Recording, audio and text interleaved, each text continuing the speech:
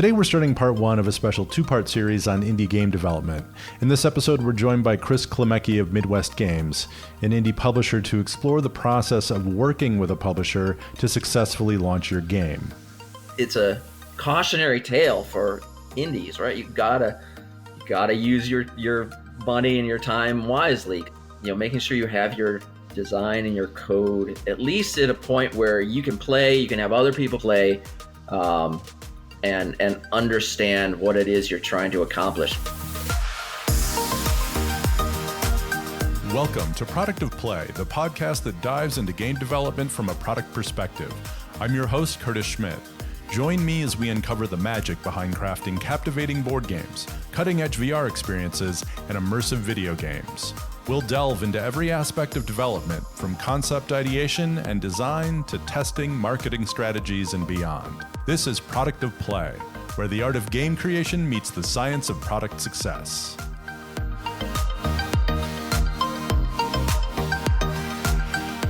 Despite recent layoffs in the video game industry, indie development is booming. In 2023, over 14,000 games were released on Steam, and we're on track for 17,500 this year, a nearly 27% increase. This growth shows how indie developers are pushing boundaries and finding new ways to connect with players. And behind every great game is a great publisher, and we're joined by one of those today. Our guest today is Chris Klimecky, a game development veteran since 1994. Starting in audio roles on games from Disney and Hasbro, he became a producer on games with notable properties such as Rocky and Bullwinkle and Stuart Little. Chris was a part of Xbox Live launch with MechAssault and has since made waves in indie games, most recently with Shadowrun Hong Kong and Battletech. As Chief Product Officer at Midwest Games, he's dedicated to supporting underserved developers and proving that great games can come from anywhere.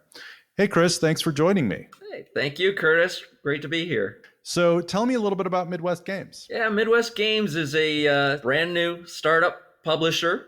So a little something different, right? Doing a publisher side, trying to support indie developers, right? Our mission is to really try to find underserved regions, developers themselves who may not be getting the attention they deserve, as well as audiences that may just be underrepresented in the current gaming landscape. It was started last year, so this is 2023 would be when it started, spring of 2023. Ben Qualo from Netflix started it with an investment group out of Green Bay, Wisconsin, really with the idea that great games can come from anywhere, right? The industry is so majority solidified on West Coast and Texas in the U.S., a little bit more on the East Coast, but there's this big hole, the big gap in the middle region of the U.S. where there's a lot of talent, right? And there has been history in the Midwest with Midway Games being one example, which I was part of that for many years as well. So I have many connections to the Midwest. I'm a Michigan native.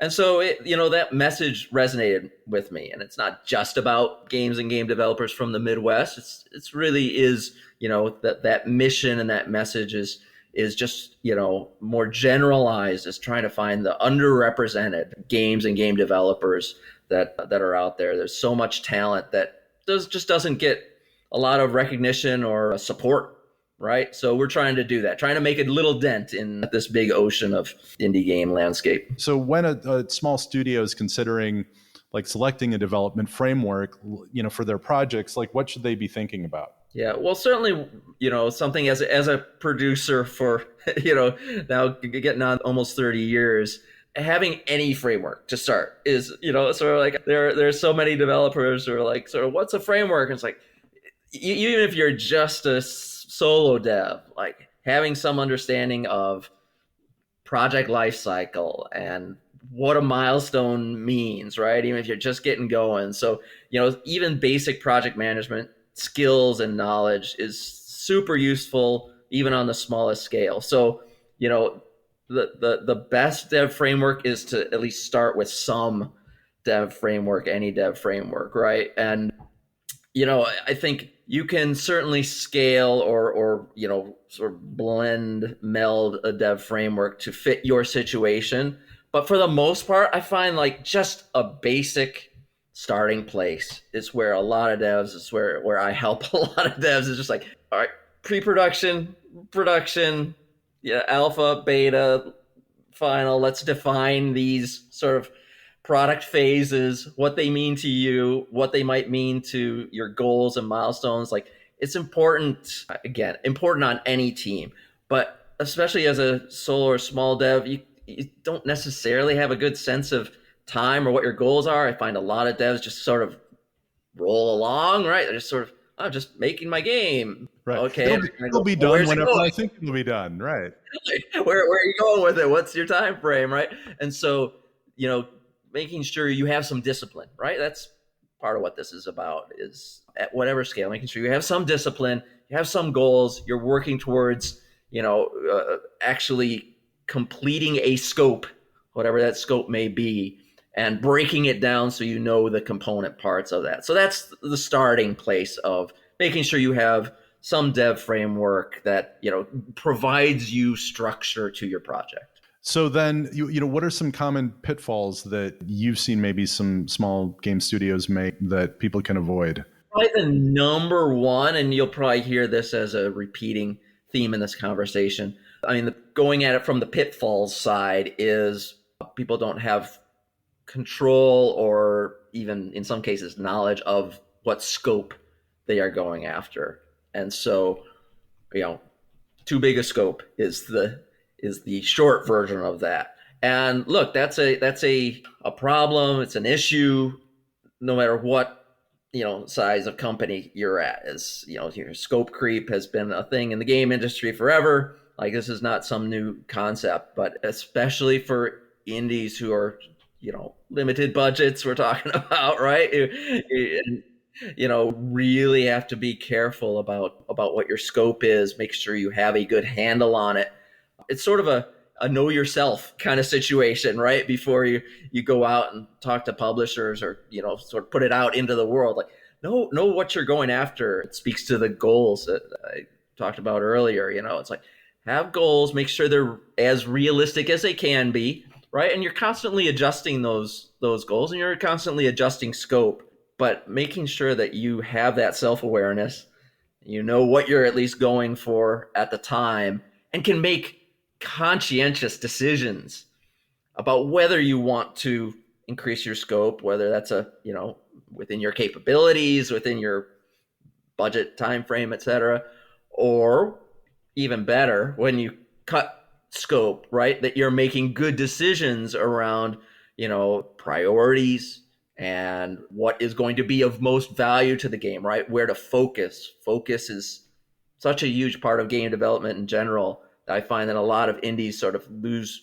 track of that, right? They sort of, oh, this is a cool idea over here. Let's do some of that. Oh, this is, sort of get pulled, when they don't have that framework and that structure to really keep them disciplined and focused on, what's really going to make this game the best for the audience for this project, and then ship it and be done with it and go on to the next one. Like, if I can have a number two on the indie dev pitfalls, it's like being too precious about a singular project or an idea.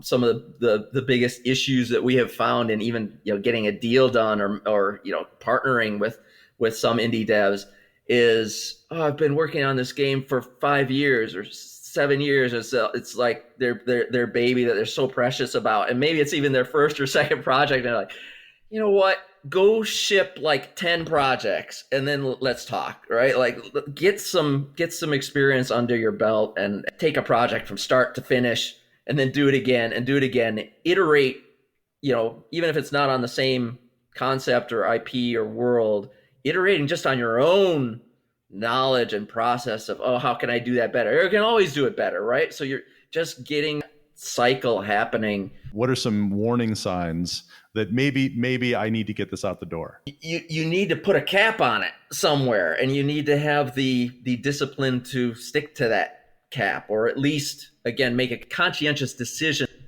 Okay, this actually does need some, this needs 2 more months, and that gives me a good ship date, in this time, or gives my audience a chance to be ready, right? There are a lot of factors that might go into that.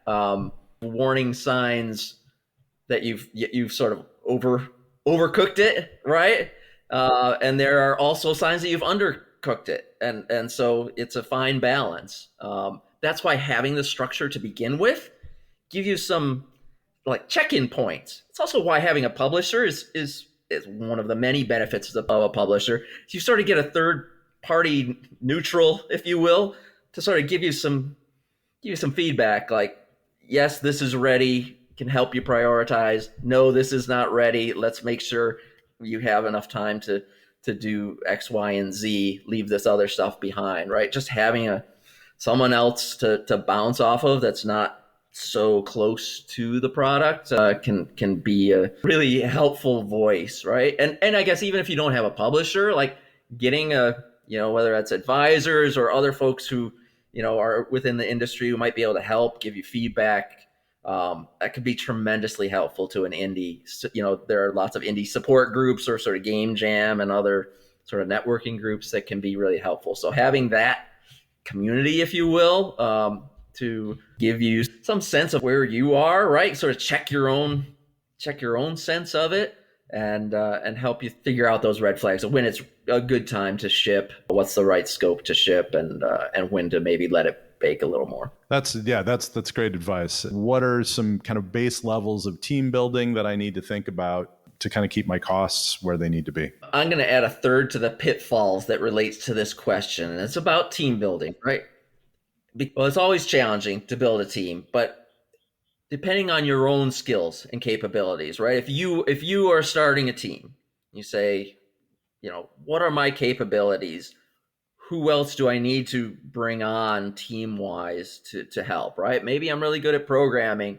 Okay, you probably need an artist to help out, like as the main minimum, right? Maybe you're an artist, right? You've got a great concept.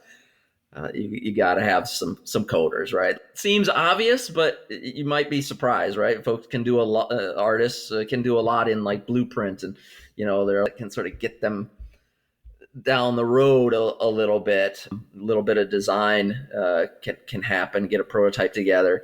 It's like, do you have some coders on your team? Like, no. And I've seen that even as teams grow, like over-indexing on a particular spot and art can be a big pitfall. I've seen that happen way too many times where people over-index on the art side of the equation. They have beautiful, concept art and beautiful, even art in game very early on. It's actually a red flag to me. I go, like, what are you spending your money on? Back to your efficiency question and sort of using your money wisely early on. Like, are you spending it on beautiful art? Like, it's not a good use of money early on. You want to make sure you have a good foundation of code and design. That your game's fun, right? You've sort of proved the fun early on. That should be the number one early goal. Some of this goes beyond just startup indie teams and any game, but it's a cautionary tale for indies, right? You gotta use your money and your time wisely. Making sure you have your design and your code at least at a point where you can play, you can have other people play, and understand what it is you're trying to accomplish, and then put pretty art onto it later. Like anyone, especially in the industry, who's going to be evaluating and helping you, along, giving feedback, is going to understand white boxing, as we call it, right? And kind of low quality art for prototypes. Like, that's fine. This isn't anything against artists, right? Or artists being involved, and often you need animators early on in order to get the feel. I don't want to downplay artists, but boy, if the coding and design elements aren't there early on, you can get yourself in a lot of trouble and spend more time and money early on than is really valuable. So that's the most important thing, is getting base level playable thing that illustrates the fun. Exactly. Make sure that you understand sort of where you need to go, right? A lot of your pre-production should be about unraveling, the questions, right? And sort of what is this project? What are you really going for? And that is take as long as you need to either answer or at least understand all the pieces that you will need to answer in production. That's a so critical that I think a lot of folks miss, especially when they're starting out, is they want to just start making the game. Like, I have this idea, I'm making it. Back to the dev framework, if you sort of define pre-production and define your prototyping phase really well, you can have a much better sense of not only the game that you're going for and hopefully knowing that it's going to be fun, right? Rather than guessing that your idea is going to be fun, knowing what your biggest risks are. All of those things you should be figuring out in pre-production. Again, you don't have to solve them all, but just understanding your development space is super important in that pre-production time, because it's always more expensive to figure that stuff out later on. So if you figure it out early, you know what you're going after, can define your scope a lot better. That's very appealing, much more appealing to a publisher or anyone else that you're going to partner with than it is to just sort of have our game is, partially along the way and it has some pretty art to it, right? Which I see that way too many times. It's just sort of, here's our progress on the game with a bunch of art. And I kind of go, well, what have you actually solved the problems? Like, I got a bunch of questions and like, no, we're figuring that out as we go. It's just like, you could do that all in white box, right? You could have a bunch of prototypes. I'd rather see a bunch of prototypes that actually answer the questions and see that you have thought through, what you're actually aiming for, rather than just plowing forward and, potentially going down a bunch of wrong roads, talking about efficiency, right? There's nothing worse than, having gone down a road sort of in full production and then be like, back it up. We gotta go a different direction, right? Like, that's super inefficient with a lot more happening in a production phase than if you just get that figured out early on. So what are some of the most important questions I should be asking myself before I even start making the game? A lot of it has to do with particular design, but you should be looking at what makes this game fun. Like, what are the key elements, pillars, right? We often talk about game design pillars, and this would be in, hopefully in a game design document, right? You're actually documenting this stuff, again, thinking it through and putting something on paper. Not that that's going to define everything perfectly, but it's giving you some structure to work within, right? So figuring out those pillars, what are the priorities, right? Because a lot of times you when you're starting, you have all kinds of ideas. And you may say, okay, it's got this, but it's also got this, and it's also got that, and it's also got some of this. Like, that's a reasonable place to start. But then the question is, well, what's the actual priorities? What's the player going to interact with? What is the player experience going to be in the majority of the time? What are going to be, minor pieces? Answering the question of pillars and priorities is I think sort of the main idea. So it might be about specific mechanics. How does a particular mechanic, especially if you're doing something that you think is innovative or really different, you don't have a model from another game, you want to dig into that and figure it out early on. Make sure it's fun. Make sure you have a grasp on how you're going to approach it, how you're going to tackle it, what the shape of it really is, before you start tackling all the other things. That comes back to focus, right? Focusing in on where your problem areas are, making sure you prototype those, answer any questions around that. Let me give you an example. So I had a game I was working on that was trying to do some real-time play out of tactics, right? So it was sort of a turn-based, but then play out in real time. So it's like, okay, how are players actually going to move? What is the enemy reaction going to be to a move? You can't just have people sort of always picking a move and then everyone just sort of moves around. You can't ever get into an attack, right? So how is that going to work out? What's the player interface going to be to choose those moves? And when we say real time, what does that actually mean, right? Who is going first? Is there, if we have AI, what is the AI trying to decide, and how can we make it fun for the player to have an AI interaction? And so, right there, and I haven't even sort of gotten through it.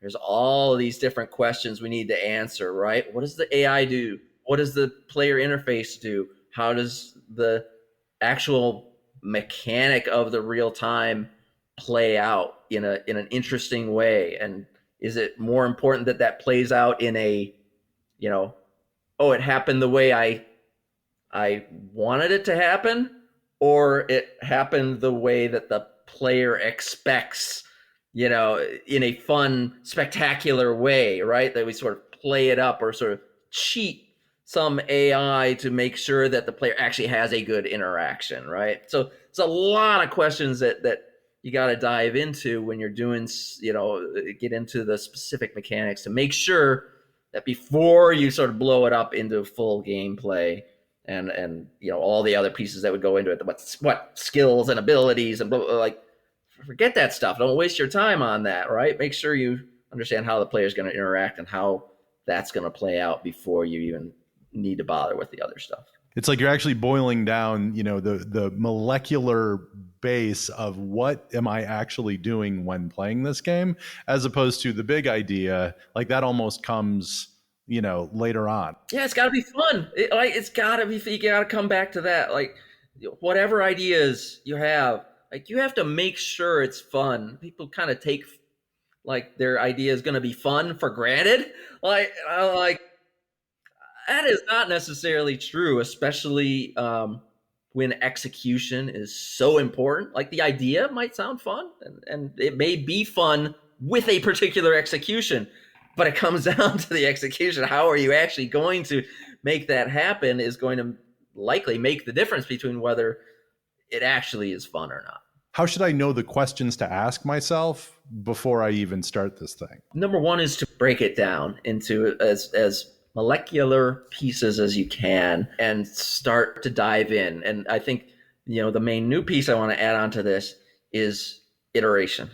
Like the iterative process, especially early on, fast iteration is key. Don't get caught up on any one particular thing. Allow yourself to iterate, allow yourself to sort of work, around your prototyping space and let ideas and sort of let the magic emerge. Follow where it takes you, I think is a key piece to, some of that early finding the fun and making sure you actually understand the space you're working in before you go too far. So it is the iteration that sort of provides the fuel to, what's the next question? We figured out the AI, but that leads to, all right, the player experience needs to be tweaked a little bit, because if we want them to interact with this AI in interesting ways, let's give this option and this option, right? And then you try that, iterate on that. Because that process of discovery should bring more questions. It's not, I started with the entire set of questions. It is, got some initial things I need to answer to make sure that I understand my development space or my mechanics space, whatever the case may be. It's not all the questions. That's a starting point. And then the iteration will allow other questions to emerge. And there is definitely a case, like you can go too far with that, right? Like you got to put a cap on it. Which we often call it the time box, right? When I'm a producer on a team and we know that we're trying to answer questions like this, I might talk to an engineer and be like, you've got 2 weeks. And it's not necessarily, that 2 weeks is 100% the end of it, but it's like answer and explore that set of questions for the 2 weeks, right? That's your time box. Give yourself a deadline.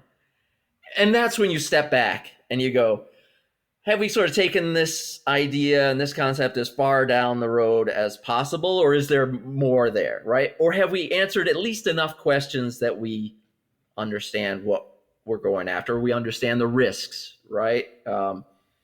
Giving yourself a little bit of time box, a little bit of deadline is definitely a good thing, even for that iterative process, and go on to something else, right? Sometimes you'll have ideas, come back to it later, that kind of thing. So then moving a little bit past iteration, at what point, should I be looking to involve publishers, or at what point does even like Midwest Games come into the process? Here, give you the ideal.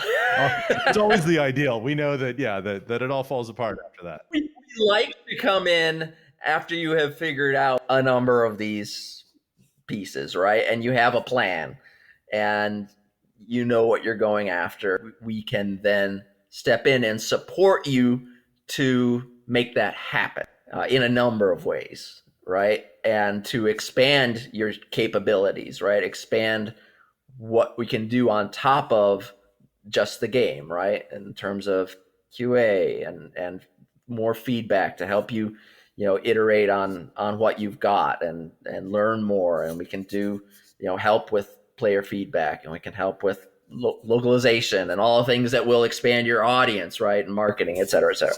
Ideally, you have, a vertical slice. Most of the time people come in earlier than that. Mostly me as sort of initial contact with the developer, and obviously knowing development well, I will help them sort of organize a plan and help them organize like what questions they still need to answer, and where the big gaps in their either development plan or their game might be, depending on how much early player feedback they've already gotten. Some people come to us with very little, right? Maybe they've had some friends play it, or they've started a community. Some people come in with whole Kickstarters. They've got a little community built and people have played it, and will play it. And the bottom line is, again, industry professionals are going to give you a little deeper dive than fans will. Fans can give good feedback, but they're also often going to be nicer than an industry professional will. It's still good to get some professional feedback, even if you do have a community started. The ideal is you've got your plan, you're ready to go. You just need the support to make it happen and get it to market. The reality is, we all the way to the point where we have helped indie developers start their business, like help them get a lawyer, and hey, you need a company structure so we can even do a deal and pay you and make some other things happen, get some co-dev help in there, like that kind of stuff is also part of the publisher support. But yeah, it's nice when people have all that together already. How do developers go about finding a good publisher? There's a lot of research that you need to do. And part of that research is, talking with other developers who have worked with that group, right? What the positives and negatives are, but then having conversations. Like, I've spent as little as a week with a developer, and we were just like, yeah, this is a fit. This is great. Go. And we had the deal signed within 2 weeks. It was kind of crazy. And then others where it took 3 to 4 months of conversations. Like, we were talking every week and trying to just feel this out. This actually was the one where we helped them start up, right? They had a hard time sort of understanding what they needed to do, what their part was, what this would mean to them to even sign with a publisher, right? And a lot of that is building trust, right? Understanding a match in values that you feel comfortable bringing issues up with each other.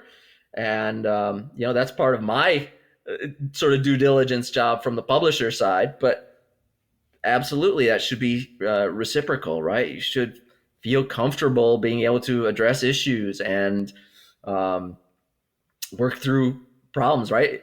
I think as a developer, you say, is this publisher going to actually help me solve problems? Um, or are they just looking to sort of put their marketing template on top of this and ship it out with their other 10 games that are happening? Like different publishers work in different ways. And for some people, like, that's cool. Maybe that's a great marketing template and that's all they need. Like, that's a perfect fit for some people. Some are going to want a higher level of support or just a higher level of trust that, they're going to get attention and expertise and connection, right? That's part of it as well. Is if I can't do it, who are they going to bring in to help? So how do you know when it's a match? I think you have to define for yourself what you need first. And that's one of the things I look for in a pitch deck, in fact, is like, what do you need from a publisher, right? What are you looking for? And, there's sort of the obvious, need funding, right? And marketing, like those things are sort of understood as part of it. But I like to see a deeper dive on that. Like, do you really know what help you need? Do you really know what your values are in relationship to this project? What are your expectations, right? Some people expect or want a publisher to be very hands off. Like there are plenty of experienced developers, and I would put myself in this category when I've worked with a publisher. Our studios are like, publishers, like, sort of stay out of our business. We know what we're doing. We're going to prove that, and have that trust that we know what we're doing. We don't want a lot of interference or feedback. For folks who are just starting out, like, that's totally the opposite, right? You want a publisher who is going to be involved, who is going to help you, who is going to get in there, solve problems with you, and that you can trust has your best interest in mind. And that's a tough one, and that sometimes takes time, but is worthwhile when you find that fit and have a partner, a real partner. That to me makes a difference, and that's what we at Midwest Games are trying to be, and what we are looking for in developers is for developers who really want a partner. So oddly enough, that has eliminated some very experienced developers from our consideration. It's sort of counterintuitive, and you kind of go, well, that probably would have been a very successful game, or could be, right? There's a lot of potential there, but it's not going to be a good fit for them. It's not a good fit for us. We have to pass, right? So what are you seeing going on in the industry right now? Yeah, it's a tough time in the games industry. There's no sort of polishing that turd. It is tough. Funding is difficult for everybody, sort of across the board. There is no safe port at the moment. You're seeing a lot of transition, a lot of people figuring out, like, what are the next investments that they want to make. And that's from big companies and sort of money professionals all the way down to individual indie developers, right? Like, I see a lot of individuals sort of jumping back and forth, like, do I even want to look for a job, or do I want to do my own project, right? Start my own thing. Can I get a couple of folks who are in the same position, to sort of join up, and could we do a project together? So there's a lot of that, even at the, sort of core development level, like transition and people figuring out what they want to do next. A lot of this networking and sort of game jam kind of stuff going on. It's really important to the next phase of the industry.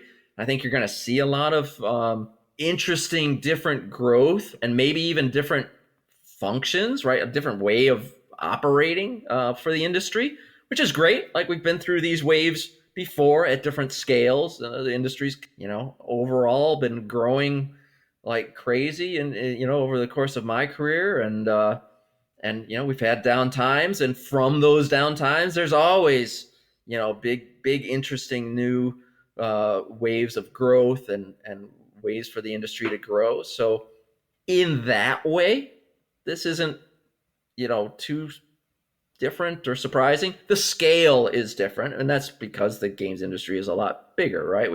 The scale of the industry itself is so big now that the downturn is brutal. It's just cutting such a wide swath through all companies, through all different skill sets and people and expertise, and people who have tried startups and tried, there's no safety anywhere. It's not like there's safety in a big company versus a startup or anything like that. It's everyone's getting affected. And I think the crucial question, if you will, is the timing of it all. Like, when does it start back up? And you see lots of people like, oh, I think I've seen some data. It's starting to uptick. And there's like the next week, a bunch of layoffs. And like, oh, like it's impossible to predict that stuff. But yeah, it's tough, man. It's just a really tough time. I mean, I was laid off last year. Like there is no. Again, no one is unaffected by this. I think even if you are keeping in a gig, like your budgets are smaller, you've seen teammates, sometimes of very long careers, getting cut, and it's sad. It's I have a lot of empathy. I've been laid off many times. I'm on like 7 or 8, and again, like to that extent, like it's nothing particularly new. It's just really big. And really tough, and the funding right now to get projects going and new companies going, which there's a lot, and that's really promising that there are a bunch of new endeavors starting up. I love that, but they got to get funded, and that's just tough landscape right now, including for Midwest Games. Like we're a startup, like it's no different. We need some sales. We're taking 4 shots on goal, 4 projects that we're releasing this year, and we need sales. We need that initial seed money doesn't last forever, and it's like, yeah, we are in the same boat as everyone else, so yeah, everyone's feeling it. It's tough, but you keep pushing, you keep your eyes on the prize, which is there's going to be an uptick wave here at some point that is going to take us bigger and better than ever. So yeah, have faith. But yeah, the struggle is real. So are there any trends of, game type or anything that Midwest Games uses to like figure out what game that they want to put money behind? Or can you talk a little bit about how those decisions are made? Yeah, and that has evolved over time, right? So, even just in this first year, there's been a ton of learning. And there's also just been, we've gotten more people involved, right? And more expertise in different areas that can contribute, especially to due diligence. I think that's been an important area of growth that we have refined over the course of even just this first year of choosing projects. We were a bit under the gun this year, first year, right? So we kind of, I won't say we had to take what we could get, because we found some fantastic projects. I love the projects that we took on. We've signed eight games. It's been great working with those developers. Like sort of no regrets, right? And at the same time, I think we have more information now about, as we move forward, we have a little bit more room to breathe and go, okay, what do we really want to do going forward? What do we really want the portfolio to look like? I think we can be a little more selective, and we certainly, because our gotten a little bit of PR out there, right? When we have some projects, a little more in the public space, people know about us a little bit more. So we're getting more and more proposals, and we can sort of feel that out a little more than we were able to in the first year. So you're always doing the best with what you can, but in terms of trends, probably nothing that isn't going to be too obvious to folks already. We're on Steam is the number one, and Steam is just a crazy marketplace.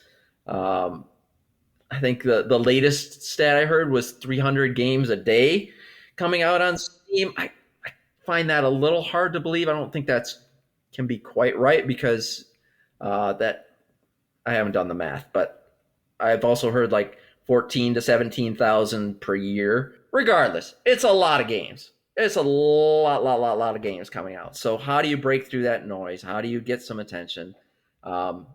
Just because you get a publisher doesn't necessarily mean you're going to have a breakout hit, right? We're having, again, as much trouble as anybody breaking through that noise and trying to figure out what the best strategy is to get some attention on these games. We've got good games. The first one that has gotten a Metacritic and sort of full release is an 85. Like, you can't ask for much more than that on a small scope indie game. It's like, we're putting out good games. We feel confident about the games that are coming out this fall. A couple of them are already in early access and getting a lot of, good response, good community feedback. So, the philosophy in this first year was like, just put out the best games we can, best developers we can find, given our time frame and sort of our capabilities, and do the best with that. And now, sort of phase two is going to be a little more attention to making sure we're putting products in the market that Steam is good at selling, right? Like, there's part of that working with what you got. You got to make sure you're not working against the Steam algorithms and, giving yourself the best positioning possible and all that. So, we'll be looking a lot more at not necessarily what's popular, but what can sell on Steam, right? What is the Steam audience really looking at? So that's one thing in terms of trends. I think you're going to see us look more at like strategy, tactics, town builders, or sort of simulation types of things. And sort of it's an area we haven't dabbled as much in with this first round, and it's because in some ways those games are bigger scope. They are more expensive. Once we feel comfortable in our funding, we'll be looking at those, taking some bigger bets to hopefully give us and our then whole back catalog a boost, right? So, Chris, any projects that you want to talk about that you guys have been working on? Yeah, would love to just bring people's attention to Hive Jump 2 Survivors is the next one that's going to be full release. It's in early access now, but V1.0 is going to be fantastic. Really excited about that. The other one coming out of early access is Duck Paradox. This was an initial, like, last fall favorite of mine. Not for everybody. It's a really exciting precision platformer. Really difficult, but for folks who like the challenge and just sort of wild, crazy fun, really endearing, great sort of setup to the whole thing, with the scientist who invents a time machine and has to go save her pet duck who jumped into the time machine. And so adventures in the multiverse with the time machine inventor and pet duck. Very, very fun and very crazy, difficult precision platformer. And last is Dark Sky, which is just, big full release for it's a RPG with deck building elements, turn-based RPG, deck building elements. Really neat, different kind of thing, narrative with one of the writers from Star Trek, sci-fi kind of situation. Really fun, really different, and we hope people really jump onto that as a new sci-fi adventure. I really appreciate all the great insights that you've provided today, and I can't wait to see what Midwest Games does next. Cheers, Curtis. Thank you so much for having me. Show note, this is part 1 of 2 of our indie game development series. Subscribe now so you don't miss part 2, where we'll speak with Ben Perez of Trinket Games to talk about his journey from the developer point of view. Thank you for joining me on Product of Play. If you found today's episode enlightening, make sure to subscribe. For even more exclusive content, early access to episodes, and behind-the-scenes insights, consider supporting us on Patreon at patreon.com/productofplay. Your generous support enables us to continue bringing you top-notch insights into the world of game development. And for additional resources, visit our website at productofplay.com. This is Product of Play, where the art of game creation meets the science of product success.